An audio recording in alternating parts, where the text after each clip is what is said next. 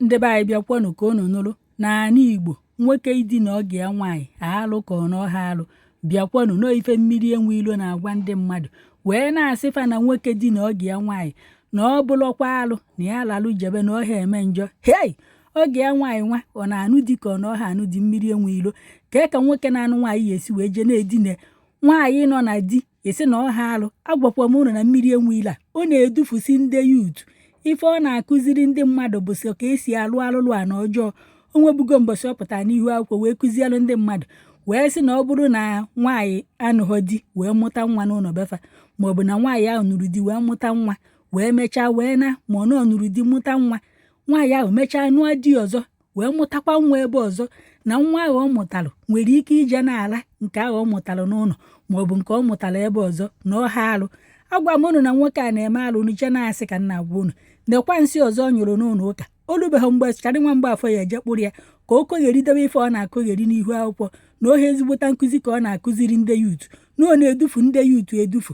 Unu na-ewe ọ na-akụziri unu nkụzi ngwanụ ndasị na ọha alụ na ife o kwuru dị mma. Ngwa jienụ lawa ọgọ unu nwaanyị maka na ọgọ unu nwaanyị aha anụ di o kebezie gị nwa o kebekwuo gị onwe ya. Ọha alụ ka unu na-eme ọ na-alọ ya nwa na-ekwu ọ na-alọ ọgọ ya nwaanyị na ọbịa ọmụgwọ ọ ya ada ala na ọgọ ya nwaanyị na ọ bụrụ na ọ ha ala ọgọ ya nwaanyị ọ pụta ọ ya ti nwa unu laa ma ọ bụ na ala na dam isi na ọ na-ala ọgọ ya nwaanyị na ife mmadụ pụtara na-ekụziri ndị yuutu ka esi alasa ọchụ ife ahụgo ọbụla ọhụ ọtụ laa onye nne o mụtara ebe nwa laa nwunye nna o laa nne nna o laa ife nwa ife aka ya nọ na-ala mmiri enweilo ibodo ọla ọchụ ife dị n'ọchụ oge ọbụla ọchụ ọhụ lawa na ọchụ lawa na ọtụ ife dị n'ọchụ ya edunakwaghị otu mbọsị. Gee na ife brọda Pọl Chigbo gwara ya na brọda Pọl Chigbo na-akọwa na ife o kwuru na o kwuteghị ya na-alụ ka o mere.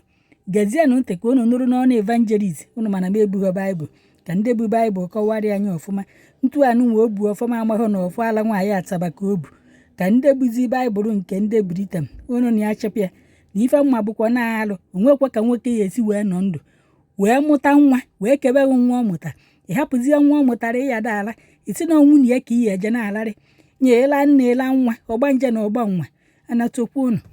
Ụmụ Igbo ana m ekele onye ọbụla na-ege m ntị n'oge awa. O nwere vidio na-etrend online gbasara ife nwanne anyị nwoke kwuru and ife our brother Pọl Chigbo our brother Mmiri enweilo wee sị na ọ bụrụ na nwoke binye jee di nọ mma nwunye ya na ọbụla alụ. Our brother Pọl Chigbo were sị na mba ekwutele ya. And many people are gonna comment section na-ekwu some na support Mmiri enweilo some na support brother Pọl Chigbo. But I'm here to tell you people something. As a Christian ọ bụrụ ihe believe you ka ndị other religion believe you. And let me tell you people something, because you know that in this world we have different religion and many people believe many things. Ọ bụrụ ihe believe you ka onye believe you. That is truth.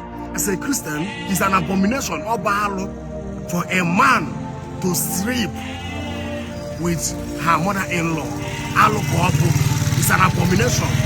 God said in Deuteronomy chapter 27 to 23, also cause abụmọnụ ga-adịrị nwoke ọbụla nke binye lọtọ dedi nọ mma nwunye na abụmọnụ cause. So some of you that are supporting Mmiri enweilo, some of you Christians that are supporting him, saying that ọbụla alụ ka ọbụla alụ, listen to me. Ọ bụ na imego this kind of thing, ihe imere bụ alụ, abomination. As a Christian, any man ọbụla binyirinu jedi na ọmụma nwunye ya is abomination. Alụ ka ọ bụ. The Bible say it in Deuteronomy chapter 27 verse 23. Jehovah kwuru wee sị na abụmọnụ ga-adịrị nwoke binyere ọtọ jedi na ọmụma nwunye ya na abụmọnụ ga-adịrị onye ahụ. The truth is that ọ bụ alụ that a man will stand up and go and sleep with her mother-in-law. Is an abomination.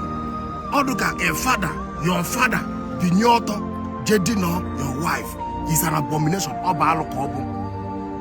It's an abomination because you and your wife are one. I saw what people are saying.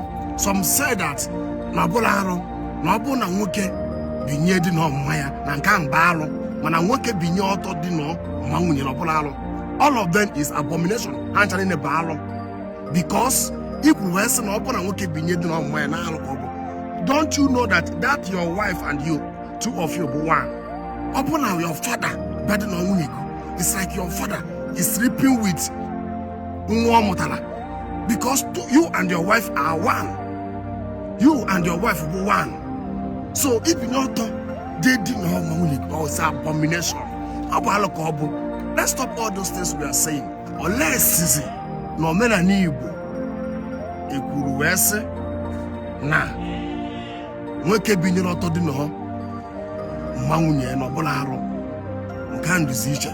But as a Christian, okwu Chineke kwuru wee sị in Deuteronomy chapter 27:23 that any man dị nọ in-law ya mma nwunye ya, cause abụmọnụ ga-adịrị that man.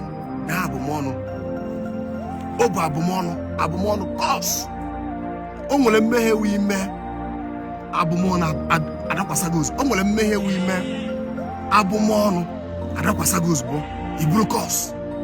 Some of you people mere ihe dị otu a, ibu abụmọnụ wee na-aga. You need to ask God forgiveness.